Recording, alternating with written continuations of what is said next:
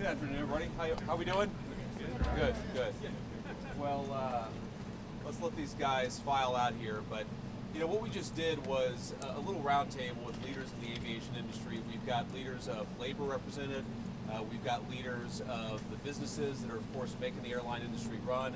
And I just wanted to hear from people about the stresses of the aviation industry in light of the fact of the shutdown.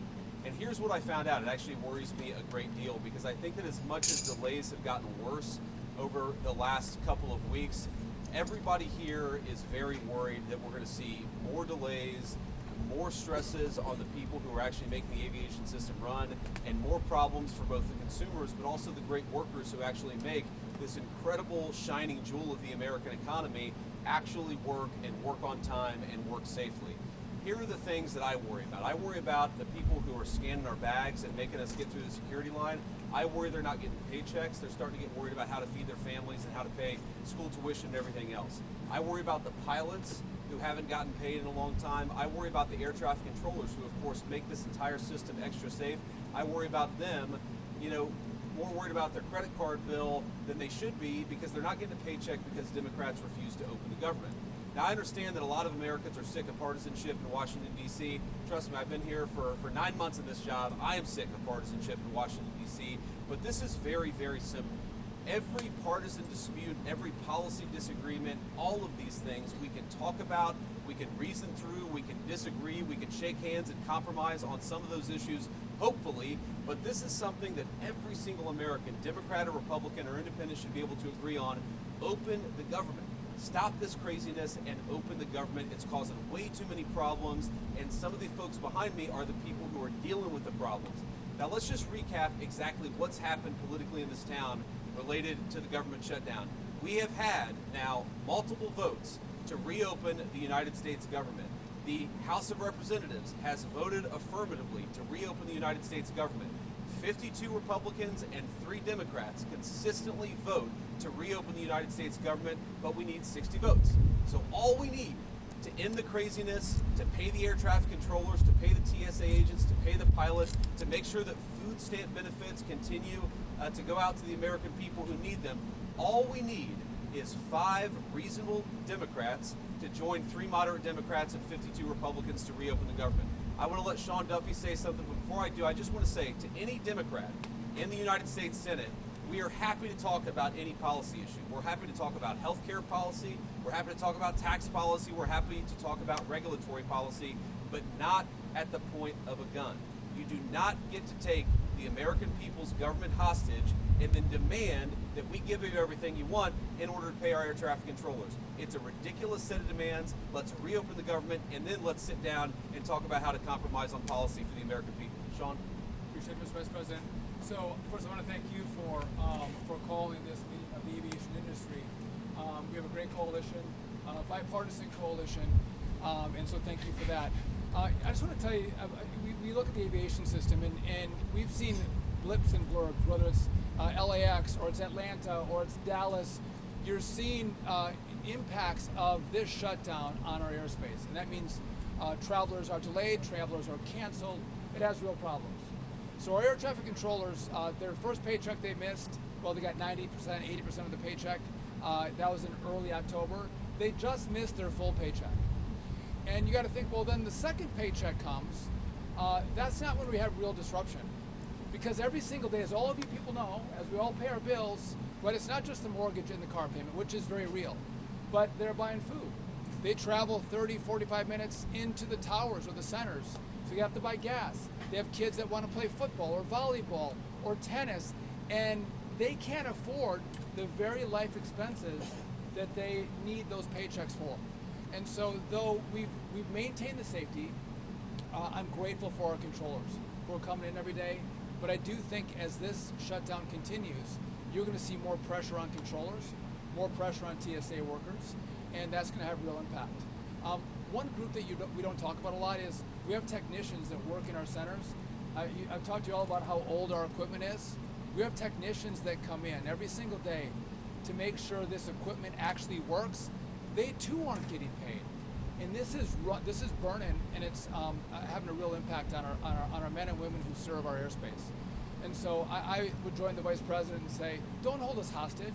Don't hold American families' travel hostage. Don't hold air traffic controllers hostage.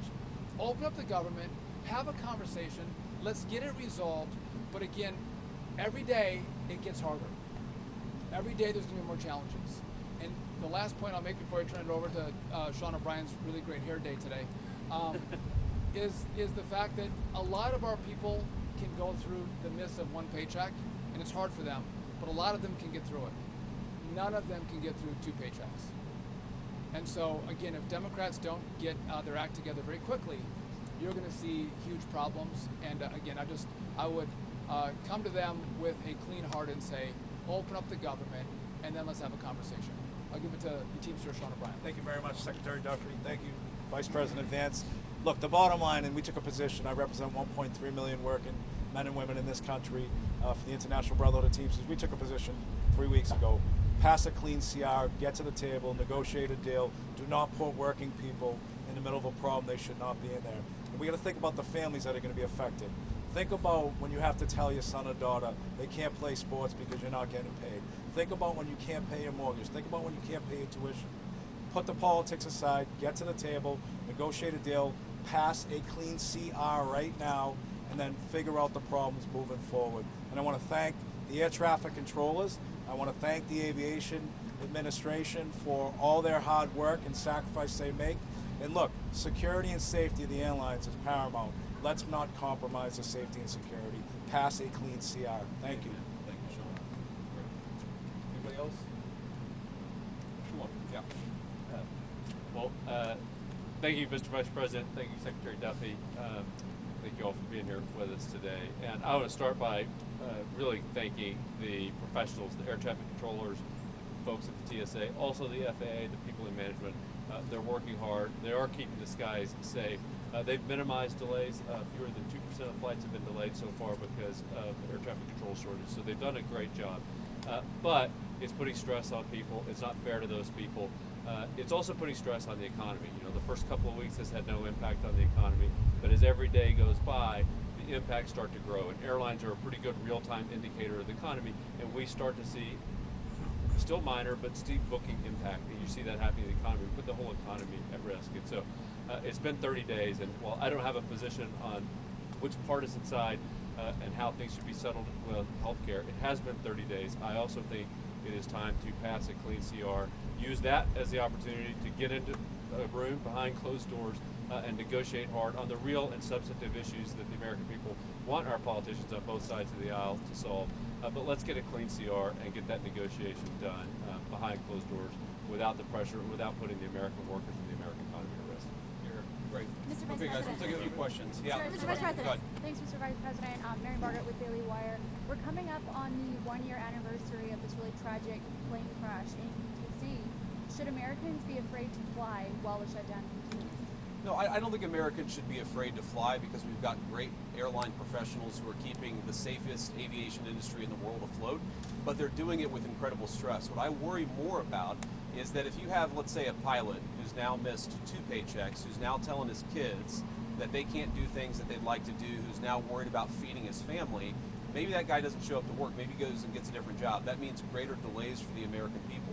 I worry about the air traffic controller who now has missed 2 paychecks, who's got to pay his credit card bill or his mortgage, but can't pay both, and decides, you know what, this industry is not for me. The Secretary of Transportation made a great point in private. I'm going to steal it right now because we got to get people into the air traffic control industry. We had a shortage of 2,000 people. How many of those people look to the future, see the congressional Democrats can't get their act together and say, you know what, we're not going to join air traffic controlling at all, which is going to further extend the delays. I think that we have a safe system because these guys are doing heroic things in the midst of this terrible shutdown, but why do we ask them to do so much without getting paid? Why don't we pay them so that they can be happy, they can do the best job they can do, and they're not worried about feeding their families while they're doing a very important job for all of us. Mr. Vice President. Yeah. Could you let us know your understanding of the President's comments that he wants to resume nuclear testing after more than 30 years? Does he mean the warheads themselves, the distribution, the missiles, and so forth? What's your understanding of his intention? Well, look, I'll answer that very briefly, but I really do want to focus on the shutdown that is affecting the American people. I think the President's truth speaks for itself. We have a big arsenal, obviously. The Russians have a large nuclear arsenal. The Chinese have a large nuclear arsenal. Sometimes you've got to test it to make sure that it's functioning and working properly. We've been working very closely, even with nations that we don't have the best relations with, to try to limit nuclear proliferation. The president's going to keep on working on that, but it's an important part of American national security to make sure that this nuclear arsenal we have actually functions properly, and that's part of a testing regime. To be clear, we know that it does work properly, but you got to keep on top of it over time, and the president just wants to make sure that we do that. Mr. Vice President, Kelly Meyer with News Nation, and my dad was a pilot, so thank you for what you're doing to keep this guy safe. I wanted to ask you, I know you said that you're going to talk with folks on Capitol Hill after they open the government back up. If this keeps going on, would you consider getting everyone together like you did before the shutdown here at the White House to talk? And just quickly on nuclear, does the new testing make the world less safe? So I'm not going to answer. I've answered all the questions about nuclear testing that I'm going to answer. I want to talk about the government shutdown here, and I'd like to focus the questions there. But to your point, look, I've never said we're not going to talk to congressional Democrats until they reopen the government. What I've said is we are not going to give in on policy demands under the threat of hostage taking. I mean, if any moderate Democrat or any Democrat period from the United States Senate wants to come over, they're welcome to walk into these doors in an hour. I'm happy to talk to them about how to end the government shutdown, but it's actually very simple because there's a clean CR, as you heard from everybody, that would reopen the government. What we're also saying is that we're not going to allow anybody, Democrat or Republican, to effectively threaten any policy demand and to place that upon reopening the government. You don't reward hostage taking. If Democrats want to talk about healthcare policy, let's talk about healthcare policy. If they want to talk about tax policy, let's talk about tax policy. They don't get to come in here and say, you give us everything we want, or we're going to shut down the government and not pay our pilots and not pay our air traffic controllers. It's ridiculous, disgraceful, irresponsible behavior. There have got to be 5 more moderate Democrats in this entire city who are willing to work with us to reopen the government. Mr. Vice President, on the issue of the shutdown, there is the concern about 42 million people losing their SNAP benefits. Of course. Over this weekend. The administration's moved a lot of money around to pay troops, to pay federal law enforcement, and is telling Congress it can't move money around to pay at least some of those benefits. Why not? And would there be some push perhaps in the next 48 hours to try to do that so Americans don't go hungry? Well, here's the problem. If you go back to previous government shutdowns, what has happened is that sometimes the president has tried to make the shutdown as painful as possible on the American people. I give the president of the United States great credit and the entire team for trying to make this as painless as possible. The Democrats are acting irresponsibly. He doesn't want the American people to suffer because of it. But look, right now, this government, this administration, we're like guys running around, with a leak in a damn wall, trying to plug it with bubble gum. And we plug one spot with bubble gum, and we plug another spot with bubble gum, and we plug another spot with bubble gum. Why don't the Democrats just stop this entire charade and reopen the government so that we don't have to try to make this thing work on a shoestring budget, which is what we're trying to do. The unfortunate reality, and we're starting to see this with our aviation industry, we're going to find out the hard way with SNAP benefits. The American people are already suffering, and the suffering is going to get a lot worse. Not because the President of the United States has failed to make the shutdown painless. He's tried to do everything that he can to make it as unpainless as possible. The reason that pain is coming and the reason it's building is because we're not passing the clean bill to reopen the government. It's a very easy thing to do. So you're not... Mr. President. Thank you, Mr. Vice President. I'm Monica Page with Frontlines Turning Point USA. On the government shutdown, of course, we're approaching Thanksgiving, we're approaching the holidays. What could travel look like, if the Democrats don't open the government in time? So I'm going to let our great Secretary of Transportation answer this question. Look, it could be a disaster. It really could be. Because at that point, you're talking about people have missed 3 paychecks. They've missed 4 paychecks. How many of them are not going to show up for work? You take the TSA lines that are already too long, even right now, and say half of those people don't show up for work. Not because they're not hard workers or good people, but because they've got to find a different job to feed their families. What happens when the security lines are not an hour long, but they're 4 hours long? What happens when pilots start not showing up for work because they're so focused on paying the bills, they can't fly the plane safely? That's going to lead to massive delays. We want people to be able to get home for Thanksgiving. We want people to be able to travel for business, to make this entire engine of commerce work. We want the aviation industry to work. It's not going to work unless the Democrats reopen the government. These guys are doing heroic things to make it work as well as it possibly can, but every single person that I talk to a word, they are worried that the delays are going to reach a point where it makes it very, very hard for the American people to fly. So to answer your question, our traffic will be snarling, right? It'll be a disaster in aviation. And just I'm going to steal, you stole my point, I'll steal one from Scott Kirby from United. October is a slower air travel month, and we have great weather in October. And so you've seen minimal disruption because of good weather and slower travel. But as we go into November, travel picks up as people start to look at going to see their families. Kids come home from college. And if you don't have air traffic controllers who are being paid, they may want to stay on the job, but they cannot. They're going to have to go take a second job, and you're going to have mass issues throughout the airspace. People will not be able to go from one place to the other because of the government shutdown. And I hope Democrats don't take it to that point. Mr. Vice President, Alex Brachet from ABC News. I'm curious, as we move into this holiday travel season, is the administration working on a plan to keep airports running smoothly? The other thing that I wanted to ask you is we got 20 million Americans who are set to see their health care premiums skyrocket with those ACA tax credits expiring. Curious your response there. Is the administration working on a plan to expand them? Why don't you take the question about what we're trying to do to try to limit the effects of the shutdown on aviation? I think Sean is a great person to address that, and then I'll address the health insurance premium question. Yeah, so we're working closely with NATCA, our air traffic controllers union, our technicians who work to keep the equipment safe and operational. I know Christy's working with TSA, so we are doing all we can to partner with and talk to our government employees who make this system run smoothly. But we can only ask so much. And I, as a guy who had a lot of kids and didn't make a lot of money early in my life, I know the pressure that these families are under. And by the way, think when these families go home, the fights that are had over the fact that you don't have money for basketball this season, the family strife that happens because they don't have money coming in the door is very, very real. So we are doing all we can to work with our partners to keep things running smoothly. But in the end, we can only go so far. And if I could just, before I turn it over, I love that you guys are asking us questions about what we can do to make this less painful. There's an easy, painless solution. Pass a clean CR. And by the way, I think you all, I was part of some shutdowns myself in Congress, and the tone of the press corps is very, very different in this one. You were rabid against Republicans who voted not to open the government up, and it seems like everyone is so docile. And so, what is the president going to do to alleviate the pain? I'm out of the mall. Anyone can go see the World War II Museum. They can all go see the Vietnam Memorial. Again, we didn't close those down. This administration is doing everything they can to alleviate the pain on the American people. Go back to Barack Obama. He did everything he could to shut down parks and memorials across this city. And so, again, it's an easy answer. Go ask the Democrats that question. Say, what are you going to do to make sure that people get SNAP benefits this Saturday? Or they have health care assistance for their Obamacare? What are you going to do?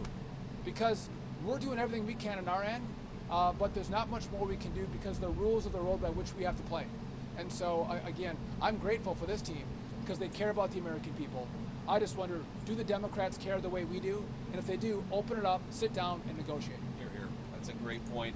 I want to answer the question about health insurance premiums because look, we don't want the American people's health insurance premiums to go up. We're very worried about this. The president's been talking about this since before we even took office, that we're inheriting a healthcare system that has suffered some real problems under the Biden administration. Because of that, you're seeing health insurance premiums skyrocket. Now here is our very simple proposal to the Democrats.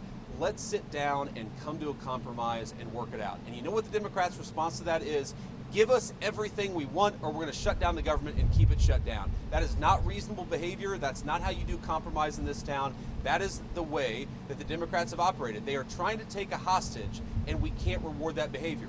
If we do that, if we say, yes, of course, we'll give you everything that you want if you reopen the government, you know what's going to happen? In 3 months, they're going to come back to the administration, and they're again going to say, we're going to shut down the aviation industry. We're going to deny people SNAP benefits unless you give us exactly what you want. That's how a child behaves. That is not how a responsible governing party behaves in the United States of America. And let me make one final point, and then we'll cut out of this press conference. Look, I I've been a little bit unfair, and I want to correct this, because when I say that Democrats have shut down the government, it's actually the far left side of the Democratic Party, because to their great credit, 3 moderate Democrats joined 52 Senate Republicans to vote to reopen the government. We need 5 more reasonable Democrats to put the American people first and reopen the government. That's all that we're asking. Let's talk about health care policy. Let's make sure that we ensure that Americans' health insurance premiums don't go up. We want that, and we're willing to work with people for it, but they've got to reopen the government first. Sean came from a background not that dissimilar from mine. Sean O'Brien came from a background not that dissimilar from mine. There are moms and dads who are fighting right now because they're worried about not being able to pay the credit card bill and the mortgage bill. There are parents who have to look their kids in the eye and say, you know what, we're not going to do football this year. We're not going to do basketball this year because I can't pay for it because the federal government is shut down and I'm not getting a paycheck. Do we want those people who keep the aviation system running to not be able to feed their families, to not be able to pay for some of the things that make life worth living? The answer to that question is absolutely. We want them to be able to afford a good life. The only way for that to happen is to reopen the government. It'll be good for those who fly. It'll be good for those who work in the aviation industry. It'll be good for the whole country. Just do the common sense thing, Democrats. Reopen the government. We need 5 Senate Democrats to join us. I hope that they will. Thank you, guys.